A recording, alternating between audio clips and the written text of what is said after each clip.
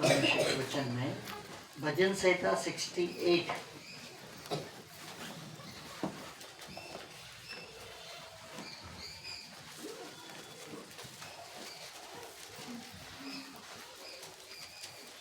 एक वचन से लेकर 33 वचन है।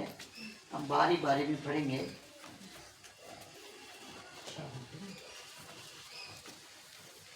परमेश्वर उठे, उसके शत्रु तितर बितर हो और उसके बैरी उसके सामने से भाग जाए।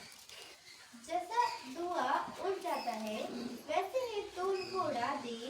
जैसा मोम आग की आंच से 68 है ना। जैसा मोम आग की आग से पिघल जाता है वैसे ही दुष्ट लोग परमेश्वर की उपस्थिति से नष्ट हो। परंतु धर्मी आनंदित हो, वे परमेश्वर के सामने प्रफुल्लित हो, वे आनंद में मगन हो। परमेश्वर का गीत गाओ, उसके नाम का भजन गाओ।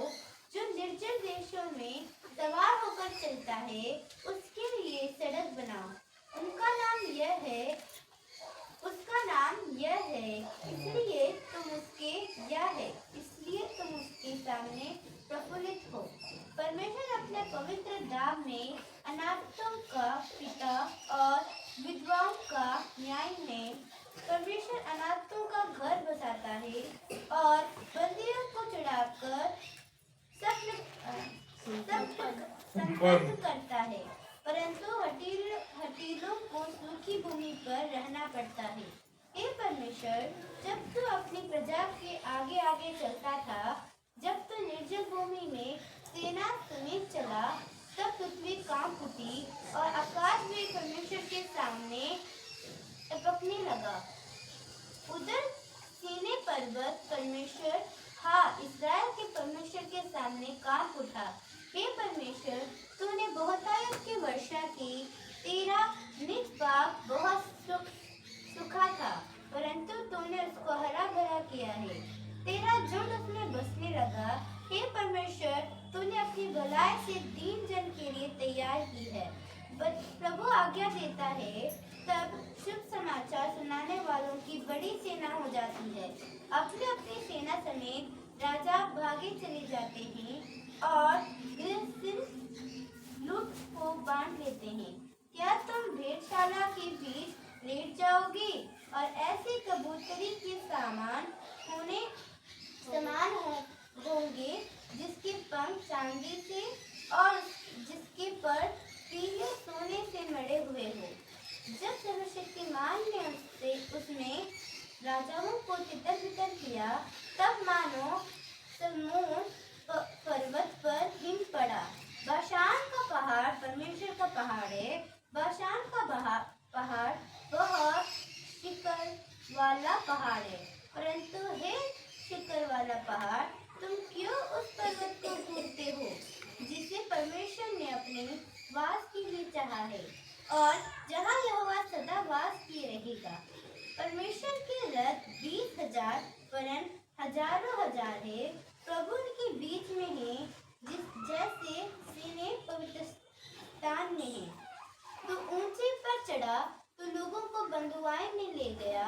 तूने मनुष्यों से वरन हठीले मनुष्यों से भी बेटे ली, जिससे या परमेश्वर उनमें वास करे। धन्य है प्रभु जो प्रतिदिन हमारा बोझ उठाता है। वही हमारा उद्धारकर्ता परमेश्वर है। वही हमारे लिए बचाने वाला परमेश्वर ठहरा। यहोवा प्रभु मृत्यु से भी बचाता है। निश्चय परमेश्वर अपने शत्रुओं के सिर पर और जो अधर्म के मार्ग पर चलता रहता है उसकी बाल भरी खोपड़ी पर मार मार के उसे चूर करेगा। प्रभु ने कहा है, मैं उन्हें बाशान से निकाल लाऊंगा, मैं उनको गहरे सागर के तल से भी फेर ले आऊंगा कि तू अपने पाँव को लहू में डुबोए और तेरे शत्रु तेरे कुत्तों का भाग ठहरे। हे परमेश्वर, तेरी गति देखी गई। मेरे ईश्वर, मेरे राजा की गति पवित्र स्थान में दिखाई दी है। गाने वाले आगे आगे और तार वाले बाजों के बजाने वाले पीछे पीछे गए। चारों ओर फुलवारियां डग बजाती थी। सभाओं में परमेश्वर का, हे इज़राइल के सोते से निकले हुए लोगों, प्रभु का धन्यवाद करो। वहाँ उनका अध्यक्ष छोटा बिन्यामीन है, वहाँ यहूदा के हाकिम अपने अनुचरों समेत है, वहाँ जबूलून और नप्ताली के भी हाकिम हैं। तेरे परमेश्वर ने आज्ञा दी कि तुझे सामर्थ मिले। हे परमेश्वर, जो कुछ तूने हमारे लिए किया है उसे दृढ़ कर। तेरे मंदिर के कारण जो यरूशलेम में है, राजा तेरे लिए भेंट ले आएंगे। नरकटों में रहने वाले बने पशुओं को, सांडों के झुंड को और देश देश के बछड़ों को झिड़क दे। वे चांदी के टुकड़े लिए हुए प्रणाम करेंगे। जो लोग युद्ध से प्रसन्न रहते हैं, उनको उसने तितर बितर किया है। मिस्र से अधिकारी आएंगे, कुशी और अपने हाथ को परमेश्वर की ओर फुर्ती से फैलाएंगे। हे पृथ्वी पर के राज के लोगों, परमेश्वर का गीत गाओ, प्रभु का भजन गाओ, जो सबसे ऊंचे सनातन स्वर्ग में सवार होकर चलता है। यहोवा अपनी वाणी सुनता है, वो गंभीर वाणी शक्तिशाली है। परमेश्वर के सामर्थ्य की स्तुति करो, उसका प्रताप इस्राएल पर छाया हुआ है और उसके सामर्थ्य आकाशमंडल में है। हे परमेश्वर, तू अपने पवित्र स्थानों में भय योग्य है। इस्राएल का परमेश्वर ही अपनी प्रजा को सामर्थ्य और शक्ति का देने वाला है। परमेश्वर धन्य है। हम एक बार 19 और 20 वचन पढ़ेंगे। सब मिलकर इस वचन को पढ़ेंगे। 19 और 20 वचन। धन्य है जो प्रभु प्रतिदिन को ఆయన దేవుడు మా పక్షులను పూర్ణ రక్షణ కలుగజేస్తున్నాడు। మరణము తప్పించుటకు కృపైన యెహోవా। प्रार्थना करेंगे प्रभु की सहायता के लिए। प्रेमी अनुग्रहकारी पिता परमेश्वर, राजाओं की राजा, प्रभु की प्रभु, आपकी जीवित उपस्थिति के लिए हम धन्यवाद देते हैं। आपकी स्तुति, प्रशंसा, बड़ाई, तारीफ करते प्रभु जी। आप ही आराधना की योग्य परमेश्वर है। आपकी अलावा दुनिया में हमारी भलाई कहीं नहीं है प्रभु जी। आपकी पुनरुद्धार दिन में, जीवन दिन में प्रभु जी, वचन के आधारित पर आपका आराधना करने के लिए आप हमारे मुंह को खोलिए। भजन संहिता 68 में प्रभु दाऊद और इज़राइल के अनुभवों को इस प्रकार से प्रकट करता है। प्रभु, हमारी परमेश्वर हमारे लिए क्या है? संसार में बहुत कुछ है प्रभु, परंतु प्रभु हमारे लिए क्या होता है, इन बातों को उन्होंने प्रकट किया। उसी के आधारित पर प्रभु जी आप हमसे बातें करें। आप हमारा आराधना की योग्य परमेश्वर है। सारी महिमा आदर आपको देते हुए प्रार्थना हमारा प्रेम उद्धार करता प्रभु यीशु मसीह नाम से मांगते हैं। इस भजन संहिता 68 भजन संहिता पूरा हमने पढ़ा है और इसमें 35 वचन है। इस 35 वचन में इज़राइल प्रजा ने, जो दाऊद के द्वारा लिखा हुआ इस भजन संहिता में, जो इज़राइल प्रजा को हमारा परमेश्वर किस प्रकार से उनको मदद किया है और हमारा प्रभु हमारे लिए क्या है, और इस भजन संहिता में हम देखते हैं। कई बार हम प्रभु की गुण को प्रकट करते हैं हमारा प्रभु के बारे में, तो हम प्रभु को आराधना करने वाले के लोगों को परमेश्वर हमारे पक्ष में क्या करते हैं और क्या करने वाला है, और इन बातों को इस भजन संहिता में प्रकट किया गया। हमारा परमेश्वर हमारे लिए क्या है? भजन संहिता 68 में 19 वचन में जोर दिया गया है, हमारा परमेश्वर स्तुति की योग्य परमेश्वर है, क्योंकि वो हमारा प्रतिदिन की बोझ उठाता है। क्या है? प्रतिदिन की गॉड इज अवर सस्टेनर। वो हमारा बोझ उठाने वाला परमेश्वर। भजन कर इस प्रकार से प्रकट करता है, हमारा प्रभु हमारे लिए क्या है।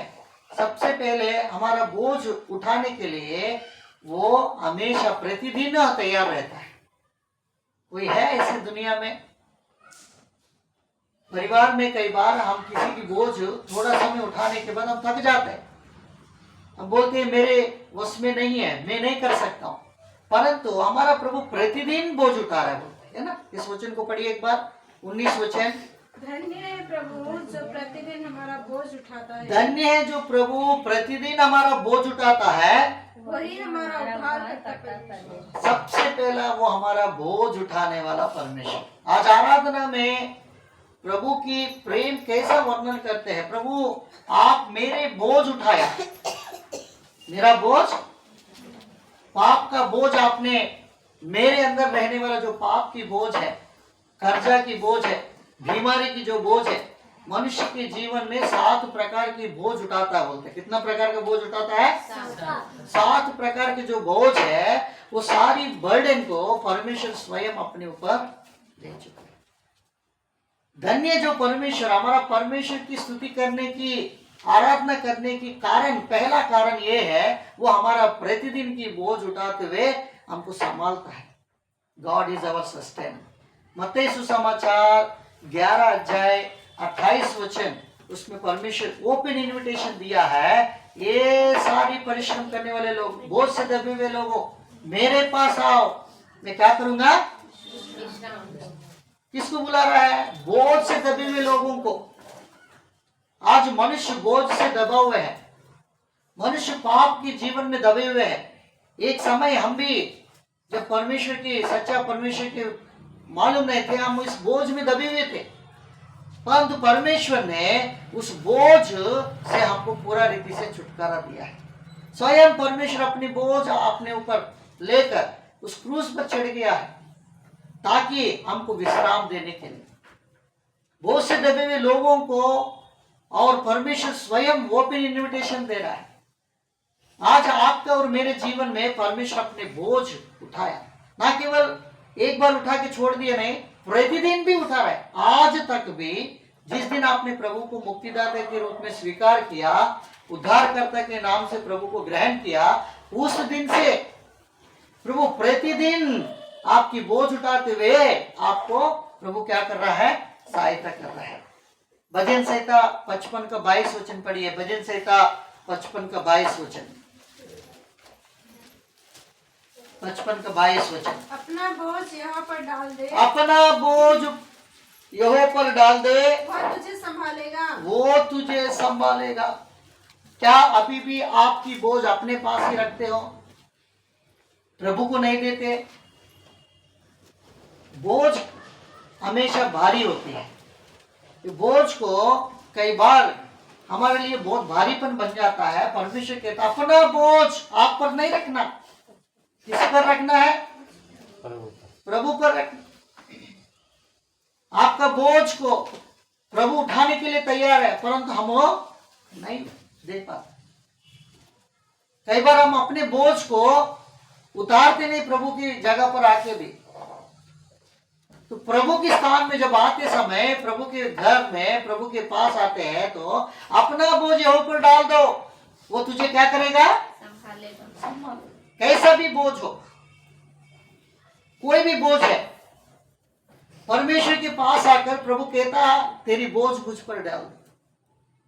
बाइबल में इस प्रकार से वर्णन किया, और बोझ एक भारी होते हैं, ये उस बोझ से हम क्या होना है? छुटकारा पाना। कुछ चीज हल्का जैसा दिखता है, परंतु वो आपके लिए एक बड़ा बोझ बन जाता है। एक व्यक्ति ने बोला चिंता एक बोझ होता है। चिंता क्या होता है? एक व्यक्ति ने इस प्रकार से कहा, if you worry the worry will बरी यू, करके लिखा है। If you worry, worry will, अगर ज्यादा चिंता करते हो, वो चिंता तेरे लिए बहुत बड़ा बोझ बन जाएगा। वो चिंता आपको कब्रिस्तान तक ले जाता है। बोलते हैं कहां तक ले जाता है? ज्यादा चिंता करने वाले लोग एक बड़ा बोझ को महसूस करते हैं, और वो चिंता एक दिन क्या हो जाएगा? बड़ा बोझ बन के आपके लिए क्या, आपके प्राण को लेने के लिए तैयार हो जाता है। एक बार इस प्रकार से 2 लोग हॉस्पिटल में गए थे। बोलते हैं एक व्यक्ति, दोनों को खांसी का शिकायत में है। उस समय कोविड में आए ना, जितनी खांसते तो कितना लोग डर जाते थे, बहुत लोग डरते हैं ना। कई बार वो खांसी एक टीबी का जो शिकार होते थे, उन लोग भी क्या सोचते थे, हम मुझे टीबी आ गया कर। एक व्यक्ति को खांसी आया था, उन्होंने क्या किया, डॉक्टर को चेकअप ले जाने के लिए गया था, और उन्होंने टेस्ट लिया और इसके बाद आ गया, दूसरा व्यक्ति भी गया है। ये दोनों का नाम एक ही है बोलते हैं। क्या है? दोनों का नाम एक ही है, राजू। ये राजू आके आ गया और उसने टेस्ट दे दिया। दूसरा व्यक्ति भी राजू आया, जिसका सही रीति से जो उन्होंने जो खांसी था, वो व्यक्ति को रियली उसका टीबी था और वो बीमारी से शिकारत था, और वो व्यक्ति टेस्ट लिए तो इस व्यक्ति को डॉक्टर ने बोल दिया तुम्हारे पास कुछ भी, जिसका रियली उसके पास जो टीबी रोग था, वो टीबी से पीड़ित था, उसको बोला तुम्हारे पास कोई भी रोग बीमारी नहीं। तो व्यक्ति हो गया बीमारी, व्यक्ति को उन्होंने ऐसी बात बोला तुम्हारे पास कुछ भी नहीं, ठीक ठाक है, कोई डरने की बात नहीं है, इस प्रकार से डॉक्टर ने बोले तो वो उस बात को लेकर चले गए। वो व्यक्ति जो रियली उसके पास जो टीबी था वो अच्छा से घूम रहा है बोलते। जिसके पास नहीं है उसके पास बोल दे तुमको तो टीबी बोल दिया, तो इस व्यक्ति का जो नहीं है वो चिंता से क्या हो रहा है, चिंता से पीड़ित हो गया। बहुत बड़ा बोझ 25% ने डॉक्टर ने बोला तुम्हारे पास टीबी है। अभी इन्होंने आके क्या किया, अपना पत्नी को बोला देखो ऐसे ऐसे डॉक्टर ने बोला टेस्ट में क्या तुमको टीबी आ गया, बोलते तो किसी को नहीं बोलना, ऐसा करके बोला। ये बहन ने क्या बोला दूसरा को, पड़ोसी को, और एक खबर धीरे धीरे धीरे फैला दी। 25% किसको बताया? घर वालों को बताया। कितना परसेंट हो गया? 25% डॉक्टर ने बताया और 25% घर वालों, 50 हो गया। कितना बचा है? 100% में और 50 बचा है।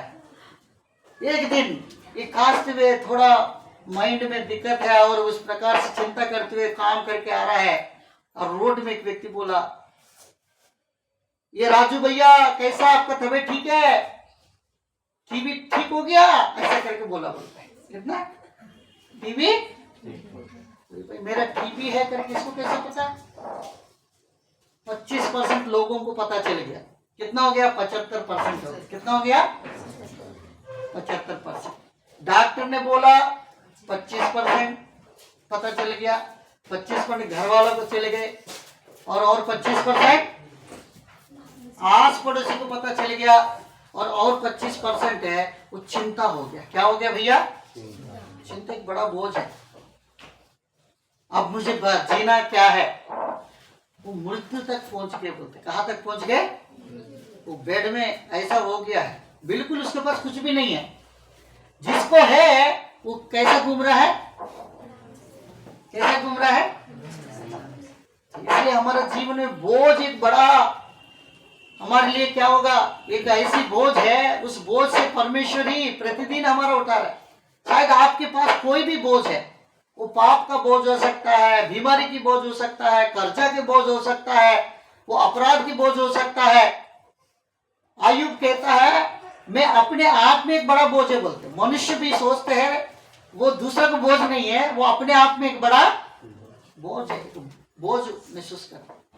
आयुब कहता है, आयुब की पुस्तक कहने का मतलब ऐसी बोझ से परमेश्वर हमको क्या किया, चुड़ौती देकर परमेश्वर कहता है तू अपना बोझ पूरा मुझ पर। देखिए एक वचन को पढ़ेंगे, परमेश्वर के वचन में लिखा है, पहला पत्रस की 5 अध्याय उसके 7 वचन पढ़ेंगे। 1 पीटर 5:7।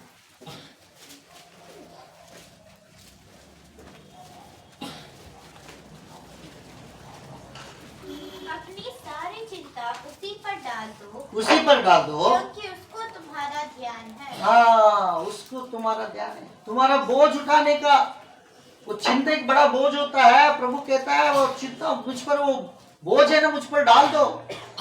मैं क्या करता हूं, मैं तेरे लिए क्या करने वाला हूं, ध्यान करता हूं, मैं तुझे संभालूंगा।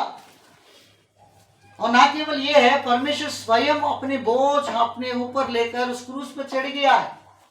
आज प्रभु की आराधना करने के लिए सबसे पहला आपके मुंह से इस आधारित पर आप प्रभु का आराधना करना है, प्रभु आप मेरा बोझ उठाने वाला परमेश्वर।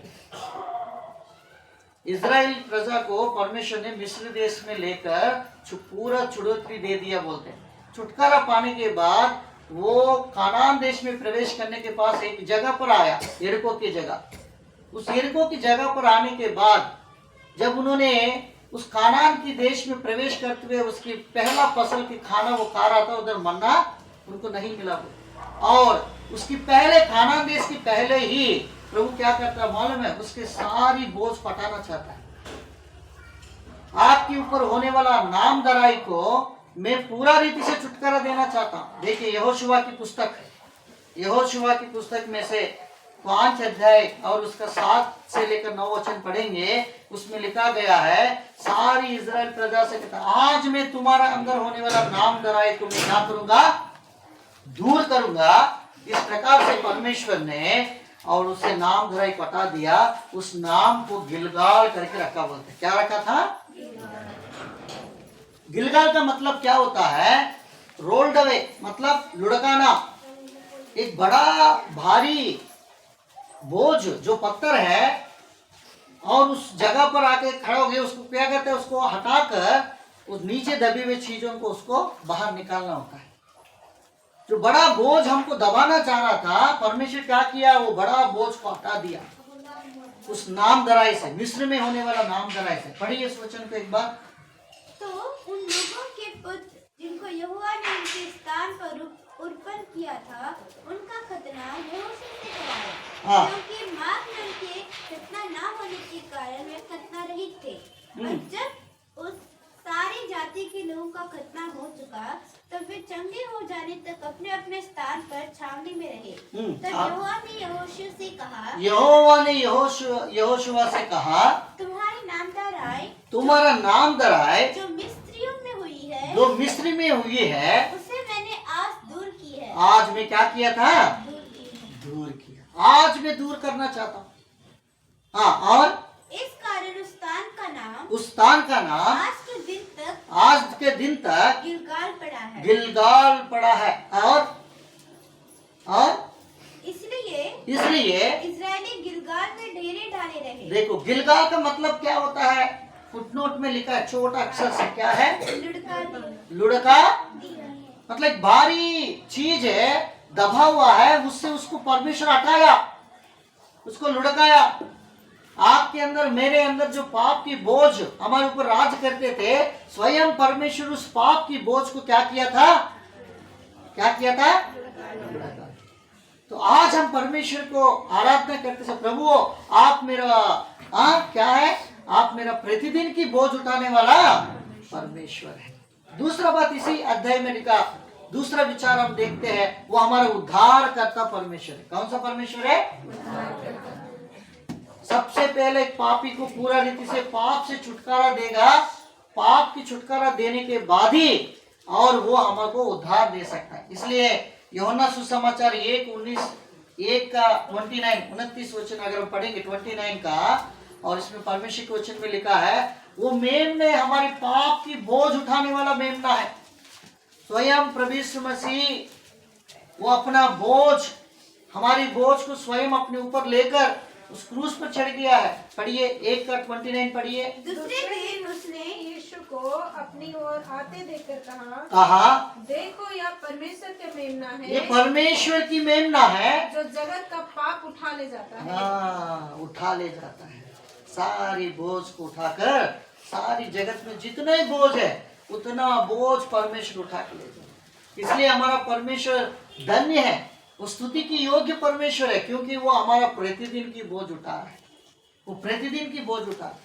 दूसरा बात, वो हमारा उद्धार करता परमेश्वर है ना। इस अध्याय में क्या लिखा था, तो 68 जो भजन संहिता में हमने 19 वचन, धन्य जो प्रभु हमारा प्रतिदिन की बोझ उठाता है, वो हमारा उद्धार करता। दूसरा विचार है, दूसरा बात है, वो हमारा उद्धार करता परमेश्वर, उसका अलावा उद्धार कहीं से हम नहीं मिल सकता, यहोवा से ही हमारा उद्धार है। देखिए भजन संहिता 3 अध्याय 8 वचन, the salvation belongs to the lord, है ना, परमेश्वर से ही हमारा उद्धार है। पढ़ेंगे, उद्धार यहोवा ही से होता है। हाँ, उद्धार यहोवा से ही होता है। हे यहोवा, तेरी आशीष तेरी प्रजा पर हो। हाँ, तेरी प्रजा पर हो। उद्धार यहोवा की ओर से होता है, वो उद्धार करता परमेश्वर। वो किसी और से हमको उद्धार नहीं मिल सकता। भजन संहिता 25 का 5 वचन पढ़िए। भजन संहिता 25 का 5 वचन। मुझे अपने सत्य पर चला हाँ। और शिक्षा दे, शिक्षा दे, क्योंकि तो मेरा उद्धार करने वाला परमेश्वर है। आप मेरे उद्धार करने वाला परमेश्वर है। और मैं दिन भर तेरी ही बाट जोता रहता हूँ। हाँ, दिन भर बाट, क्योंकि आप मेरे उद्धार करने वाला परमेश्वर है। 27 के 1 वचन पढ़िए। 27 के 1 वचन। यहोवा परमेश्वर यहोवा परमेश्वर मेरी ज्योति और मेरा ज्योति और मेरा उद्धार है। मेरा उद्धार है। प्रभु हमारा उद्धार है।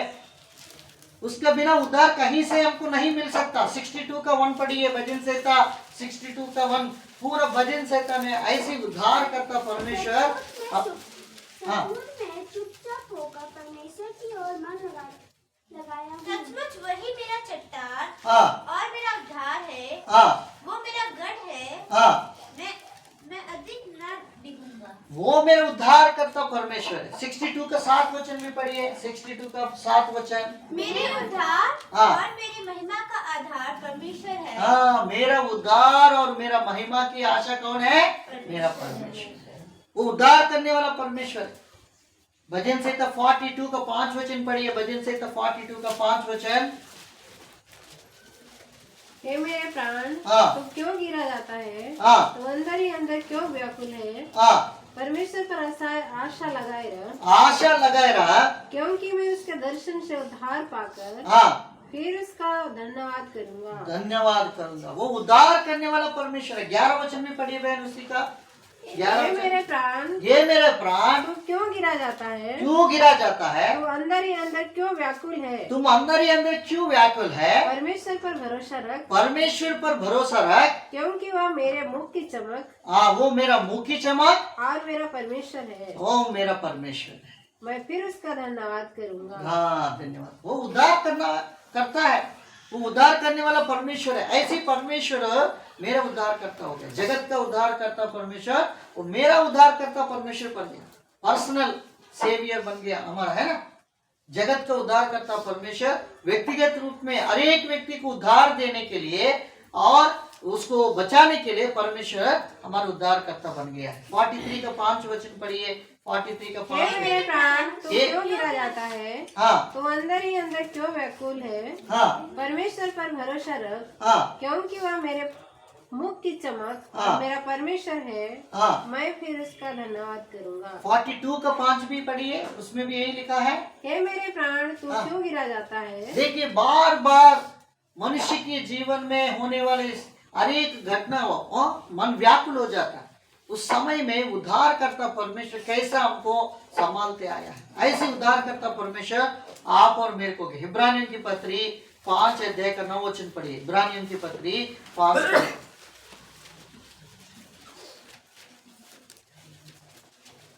और सिद्ध बनकर अपने सब आज्ञा मानने वालों के लिए हाँ, सदा काल के उद्धार का कारण हो गया। हाँ, सदा काल के उद्धार का कारण प्रभु यीशु मसीह हमारा उद्धार करता परमेश्वर, जगत के उद्धार करता परमेश्वर। उस उद्धार करता परमेश्वर को जो व्यक्ति मुक्तिदाता के रूप में स्वीकार करता है उसको उद्धार मिल जाता है।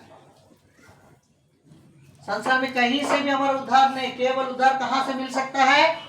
केवल प्रभु यीशु मसीह।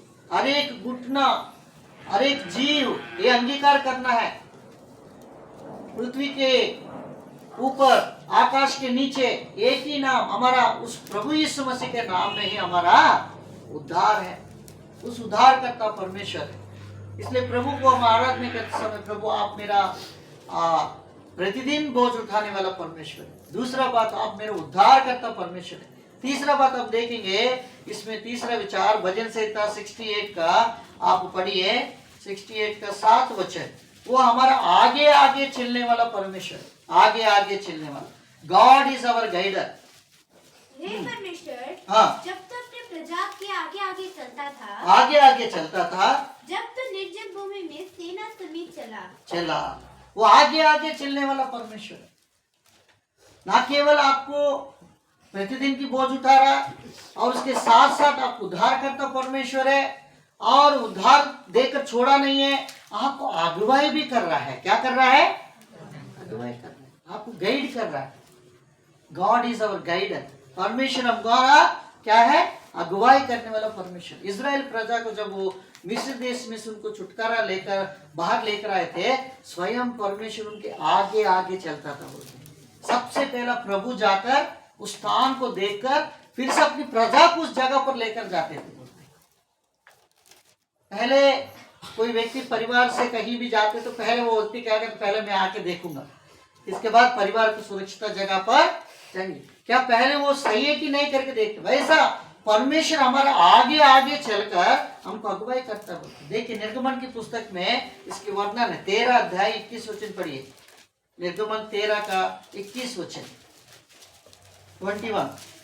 और यहोवा उन्हें दिन को मार्ग दिखाने के लिए हाँ। मेघ के खंभे में और रात को उजाला देने के लिए आग के खंभे में होकर उनके आगे आगे चला करता था, आगे आगे चला करता था, जिससे वे रात और दिन दोनों में चल सके। हाँ, और नीचे उसने ना तो बादल के खंभे को दिन में हाँ। और ना आग के खंभे को रात में लोगों के आगे से हटाया। देखिए आगे आगे चलकर अपनी प्रजा को आगे के खंभे से और मेघ, और क्या है, मेघ से परमेश्वर क्या कर रहा है, उसको आगे आगे बादल के खंभे से और परमेश्वर उनको अगुवाई करते जा रहे हैं। व्यवस्था विवरण की पुस्तक में भी एक वचन है, व्यवस्था विवरण 31 का 3 पढ़िए। 31 का 3 व्यवस्था विवरण 31 वचन अध्याय। तेरे आगे पार जाने वाला हाँ, तेरा परमेश्वर यहोवा ही है। हाँ वह उन जातियों को तेरे सामने से नष्ट करेगा हाँ, और तू उनके देश का अधिकारी होगा। देखिए आगे चलने वाला परमेश्वर वही ही है, इसलिए वो आगे आगे जाकर परमेश्वर क्या कर रहा है, आपके लिए मेरे लिए रास्ता को तैयार कर रहा है।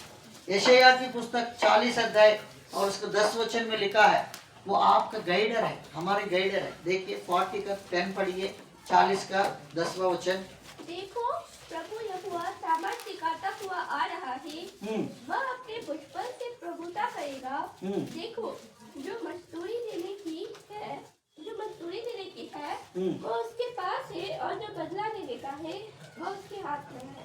हाँ, वो आगे आगे चलकर हमारे पक्ष में युद्ध करने वाला परमेश्वर। 45 का 2 वचन पढ़िए, यशायाह की पुस्तक 45 का 2 वचन।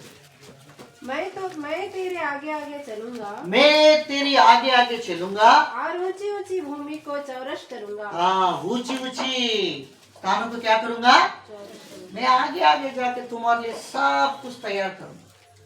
कोई चिंता करने की कोई आवश्यकता ही नहीं। मैं आगे जाकर तेरे लिए सब कुछ, भूमि को क्या करूंगा, नरम करूंगा। ऊंचे ऊंचे स्थान को भी क्या करूंगा, मैं चौरस करूंगा। मतलब परमेश्वर हमारे आगे आगे चलकर हमारे लिए प्रबंध कर रहा है हर एक चीजों की। तो आज हम परमेश्वर को आराधना करते समय आप मेरे प्रतिदिन की बोझ उठाने वाला।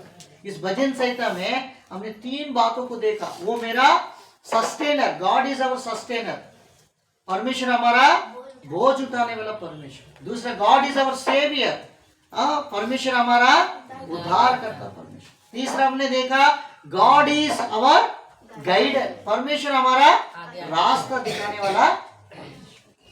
और एक बात को देख रहा हम आराधना में जाएंगे, इसमें और एक बात लिखा, गॉड इज अवर स्ट्रेंथ। कई बार हम इस निराशा परिस्थिति में होते हैं, मेरे लिए सामर्थ्य नहीं है, शक्ति नहीं है, परंतु ऐसे समय में भी परमेश्वर अपनी प्रजा को बल देता है। क्या देता है, बल देता है। देखिए इसके 68 भजन संहिता में हमने पढ़ा, 35 वचन पढ़िए, 35 वचन। हे परमेश्वर, हाँ। तो अपने पवित्र स्थानों में भययोग्य है। हाँ। इस्राएल का परमेश्वर ही अपनी प्रजा को हाँ। सामर्थ और शक्ति का देने वाला है। हाँ, सामर्थ्य और क्या देने वाला, शक्ति देने। परमेश्वर हमारा स्ट्रेंथ है ना, गॉड इज अवर, वो सामर्थ देने वाला है, ऐसे सामर्थ देने वाला। क्योंकि प्रभु स्वयं अपनी प्रजा को क्या देता है, सामर्थ देता है। भजन संहिता 29 का 11 वचन में लिखा है, परमेश्वर अपनी प्रजा को सामर्थ्य देता है, बल देता है और शांति की आशीष देता करके लिखा। पढ़िए इस वचन को। यहोवा अपनी प्रजा को बल देगा, यहोवा अपनी प्रजा को शांति की आशीष देगा। हाँ, शांति का आशीष। परमेश्वर स्वयं अपना बल दूंगा करके बोला। परमेश्वर ऐसी बल देकर हमको क्या कर रहा है, संभालते जा रहा है। 84 का 5 वचन भी पढ़िए, भजन संहिता 84 का 5 वचन।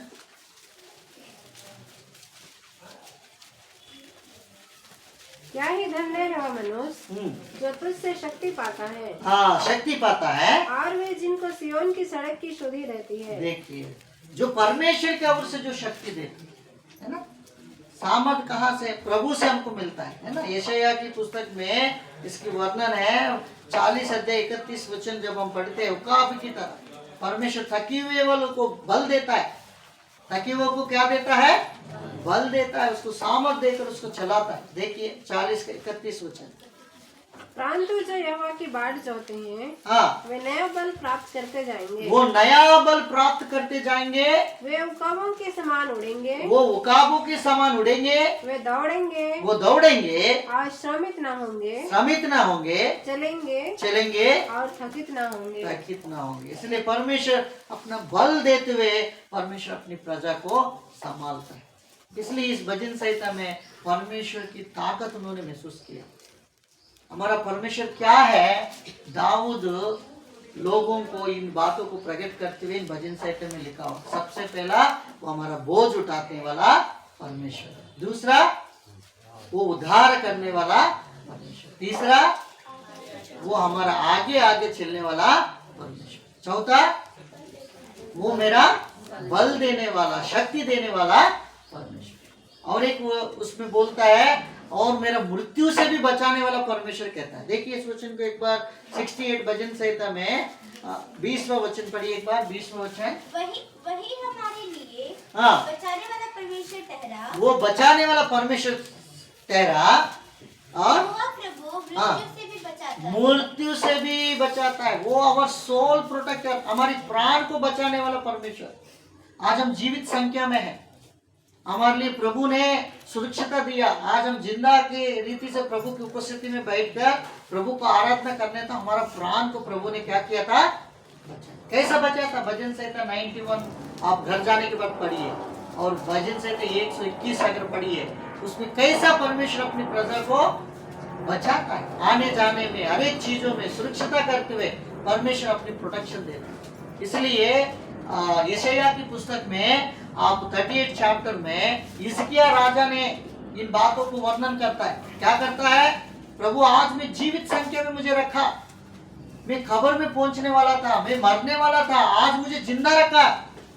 आज मैं धन्यवाद देता हूँ प्रभु करके प्रभु को क्या किया? धन्यवाद। देखिए 18 और 19 वचन पढ़कर हम आराधना में जाएंगे। क्योंकि अधोलोक तेरा धन्यवाद नहीं कर सकता। हाँ, धन्यवाद नहीं कर सकता।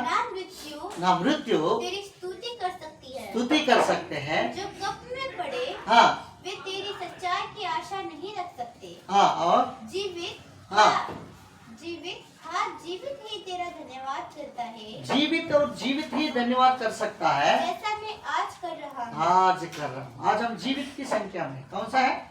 आज जिंदा रखा है ना, हम जीवित है ना, तो इसलिए हम प्रभु को चुपचाप नहीं रहना है, प्रभु को धन्यवाद करना। 5 बातों को हमने देखा भजन संहिता 68 में। दाऊद अपने प्रजा लोगों से इस बातों को प्रकट कर रहा है, परमेश्वर हमारे लिए कैसा क्या है करके उन्होंने 5 बातों को प्रकट किया। इन 5 बातों के द्वारा प्रभु को हम आराधना चढ़ाने में प्रभु हमको सहायता करें।